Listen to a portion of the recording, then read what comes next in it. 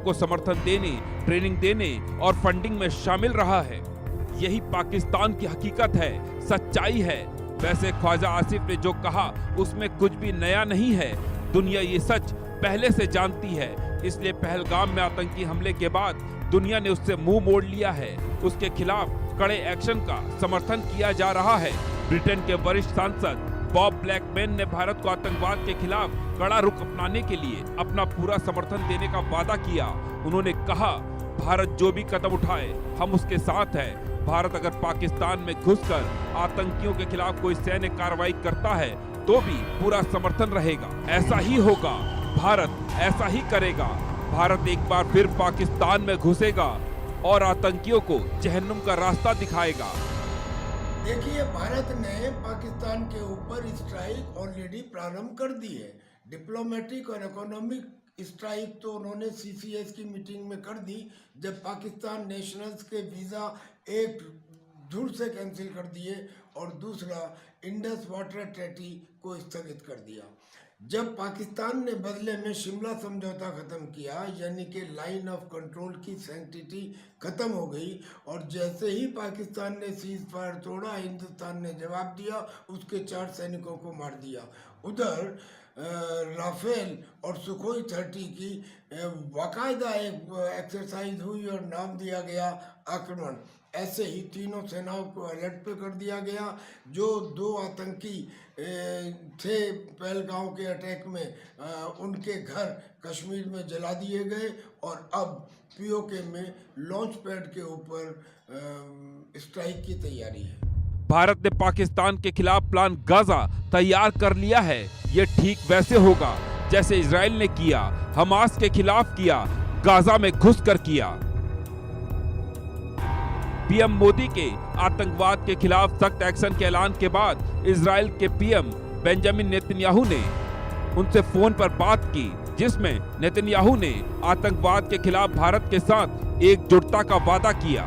जिस तरह से कश्मीर के पहलगाम में निहत्थे टूरिस्टों के ऊपर पाकिस्तान के द्वारा भेजे गए आतंकियों ने हमला किया, 26 लोगों को मार दिया और ये पूछकर मारा कि क्या आप हिंदू हैं, और अगर हिंदू हैं तो मार दिया, मुसलमान हैं तो छोड़ दिया।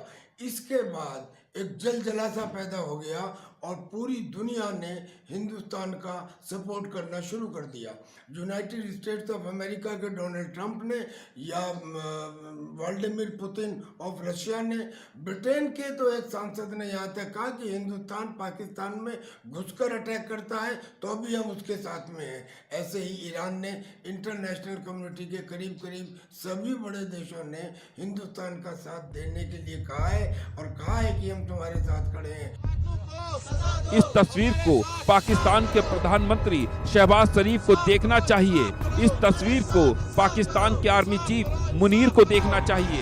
इस तस्वीर को पाकिस्तान की खुफिया एजेंसी आईएसआई को देखना चाहिए। इस तस्वीर को पाकिस्तान की पनाह में छिपे बैठे आतंकियों को देखना चाहिए। ये तस्वीर इनके गाल पर तमाचा है। जिस कश्मीर के लिए आतंकी निर्दोषों का खून बहाते हैं, जिस कश्मीर को मुनीर पाकिस्तान के गले की नस बताते हैं, जिस कश्मीर के लिए पाकिस्तान दुनिया में प्रोपेगेंडा फैलाता है, उस कश्मीर के लोग पाकिस्तान को उसकी हैसियत बता रहे हैं, उसको उसकी औकात दिखा रहे हैं। पहलगाम आतंकी हमले के बाद देश में गुस्सा है। हर हिंदुस्तानी बदला मांग रहा है और इसकी शुरुआत भी हो चुकी है। हिंदुस्तान ने पहले पाकिस्तान पर वीजा और वाटर पंप फोड़ा। इसके बाद पहलगाम हमले में शामिल 2 आतंकियों के घर ब्लास्ट में उड़ा दिए। त्राल में आतंकी आसिफ शेख और अनंतनाग के और बिजबेहरा में आतंकी आदिल ठोकेर के घर को नेस्तनाबूद कर दिया। और अब बारी पाकिस्तान की है। लाइन ऑफ कंट्रोल की सैंक्टिटी खत्म हो गई है शिमला समझौता रद्द होने के बाद। इसलिए अगर हिंदुस्तान अपने अपाचे अटैक हेलीकॉप्टर से या राफेल से अटैक करता है पाकिस्तान ऑक्यूपाइड कश्मीर के उन लॉन्च पैड के ऊपर जहां से आतंकी हिंदुस्तान में घुसपैठ को तैयार हैं, तो उस स्थिति में पाकिस्तान कुछ भी नहीं कर पाएगा।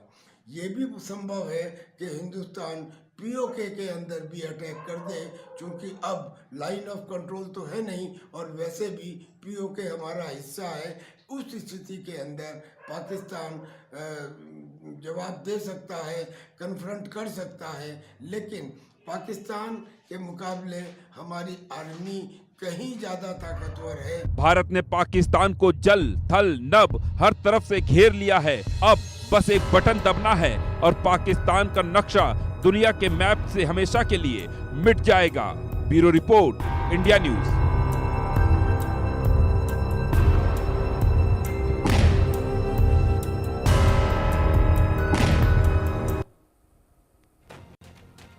और चलिए अब खबरों को देंगे रफ्तार, आपको दिखाएंगे देश दुनिया की तमाम बड़ी खबरें फटाफट अंदाज में।